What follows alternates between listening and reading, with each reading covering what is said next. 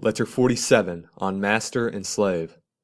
I am glad to learn, through those who come from you, that you live on friendly terms with your slaves. This befits a sensible and well-educated man like yourself. They are slaves, people declare. Nay, rather they are men. Slaves! No, comrades. Slaves! No, they are unpretentious friends. Slaves!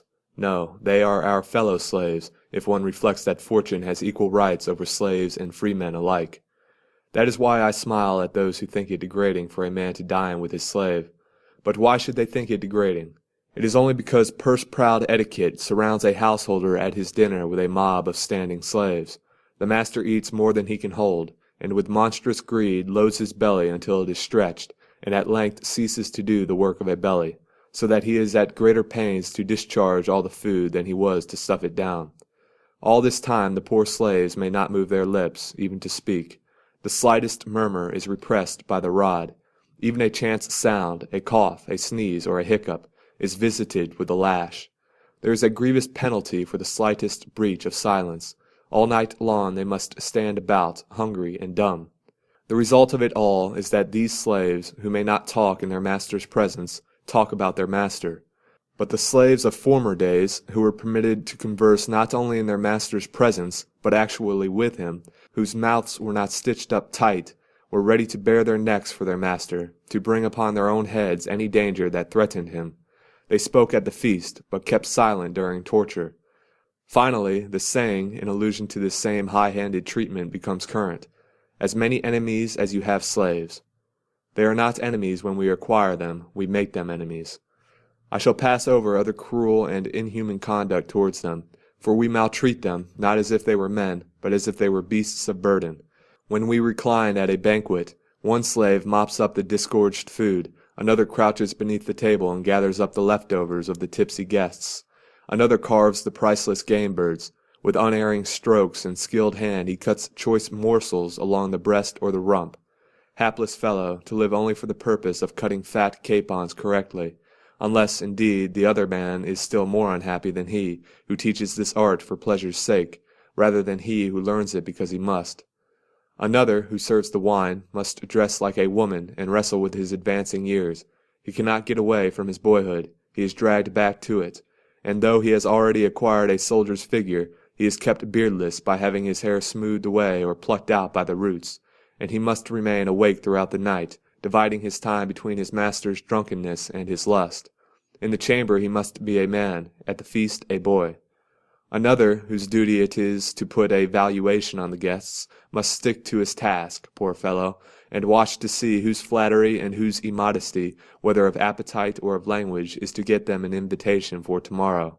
Think also of the poor purveyors of food, who note their master's tastes with delicate skill, who know what special flavors will sharpen their appetite, what will please their eyes, what new combinations will rouse their cloyed stomachs, what food will excite their loathing through sheer satiety, and what will stir them to hunger on that particular day.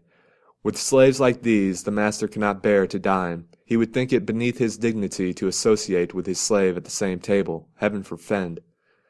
But how many masters is he creating in these very men? I have seen standing in the line before the door of Callistus, the former master of Callistus. I have seen the master himself shut out while others were welcomed, the master who once fastened the for sale ticket on Callistus and put him in the market along with the good-for-nothing slaves. But he has been paid off by that slave who was shuffled into the first lot of those on whom the crier practices his lungs.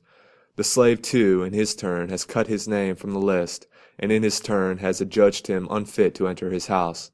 The master sold Callistus, but how much has Callistus made his master pay for? Kindly remember that he whom you call your slave sprang from the same stock, is smiled upon by the same skies, and on equal terms with yourself, breathes, lives, and dies. It is just as possible for you to see in him a freeborn man as for him to see in you a slave. As a result of the massacres in Marius's day, many a man of distinguished birth, who was taking the first steps towards senatorial rank by service in the army, was humbled by fortune, one becoming a shepherd, another a caretaker of a country cottage. Despise, then, if you dare, those to whose estate you may at any time descend, even when you are despising them. I do not wish to involve myself in too large a question, and to discuss the treatment of slaves, towards whom we Romans are excessively haughty, cruel, and insulting. But this is the kernel of my advice.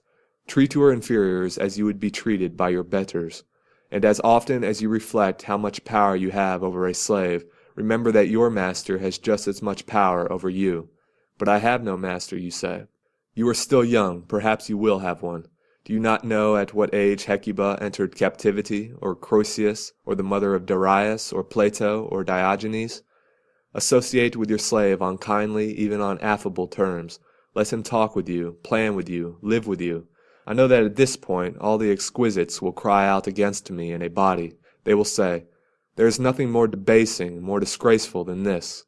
But these are the very persons whom I sometimes surprise, kissing the hands of other men's slaves. Do you not see even this, how our ancestors removed from masters everything invidious, and from slaves everything insulting? They called the master father of the household, and the slaves members of the household, a custom which still holds in the mind. They established a holiday on which masters and slaves should eat together, not as the only day for this custom, but as obligatory on that day in any case.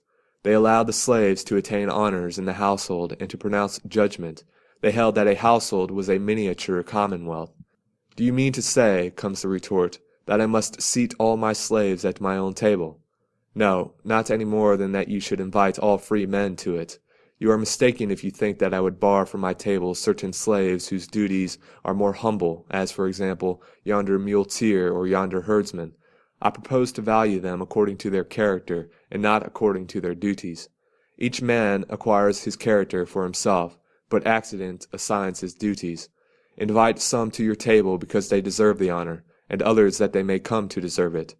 For if there is any slavish quality in them, as the result of their low associations, it will be shaken off by intercourse with men of gentler breeding.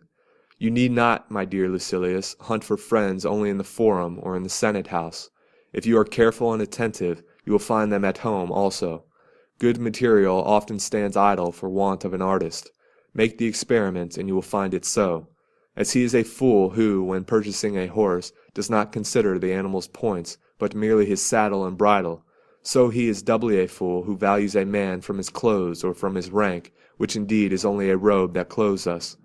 He is a slave. His soul, however, may be that of a free man. He is a slave, but shall that stand in his way? Show me a man who is not a slave. One is a slave to lust, another to greed, another to ambition, and all men are slaves to fear.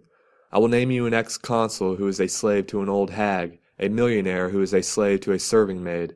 I will show you youths of the noblest birth in serfdom to pantomime players. No servitude is more disgraceful than that which is self-imposed. You should therefore not be deterred by these finicky persons from showing yourself to your slaves as an affable person and not proudly superior to them. They ought to respect you rather than fear you.